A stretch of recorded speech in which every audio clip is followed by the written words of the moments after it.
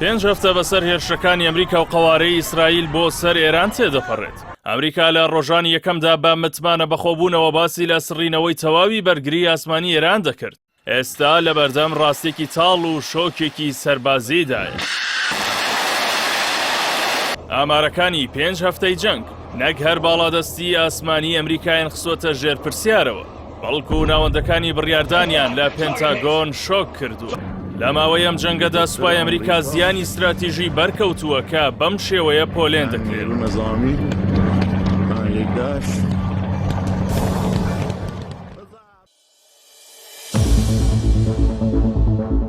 یەک فڕۆکە جەنگیەکانی F-15 ستریک ئێگڵ تا ئێستا 4 جانە لەم فڕۆکە پێشکەوتوانە لە دەست دراون.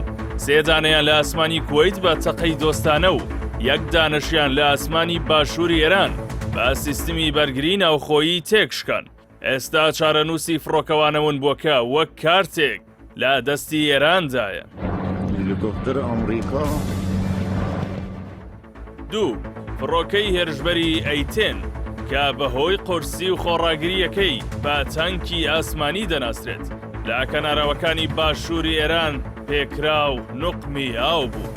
3 حوت فڕۆکەی پڕکردنەوەی سوتەمەنی کەیسی 135 لە کار خراون.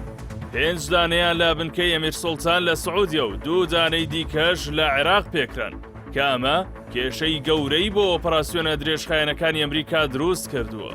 4 2 هێلیکۆپتەری بلاک هاوکس لە کاتی گەڕان بە دوای تاقمە فڕۆکەوانیەکاندا کرانە ئامانج و بەناچاری لە دەرەوەی سنوورەکان نیشتنەوە.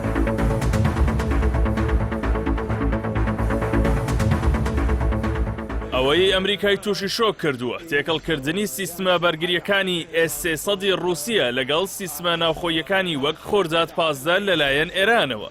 لەوەش گرنگتر بەکارهێنانی سیستمی بەرگری ئاسمانی مەجیدە کە بە تیشکی ژێرسوور کار دەکات. ئەم سیستمە کەمتر پشت بە ڕادار دەبەستێت. ئەمە ژوای کردووە ئەمریکا تەنیا لە کاتی پێکراندا هەست بە چالاکیەکانی بکات. واشنتۆن ئێستا لە بەردەم شکستێکی دووسەرەدایە. هەم لە جەنگی ئاسمانیدا شکستی هێناوە و هەم لە ڕووی دیبلۆماسیشەوە متمانەی جیهانی لەدەستداوە. بە تایبەت دوای ئەوەی دەرکەوت دانوستانەکانی تەنها وەک پەردەیەک بۆ هێرشی سەربازی بەکارهێناوە. مێژووی هەڵوەشاندنەوەی ڕێکەوتنی ئەتۆمی لەلایەن ترەمپیشەوە بە پاساوی زیانی ئەمریکا نیشانەیەکی دیکەی بەهێزی ئێرانە لە دانوستاندا.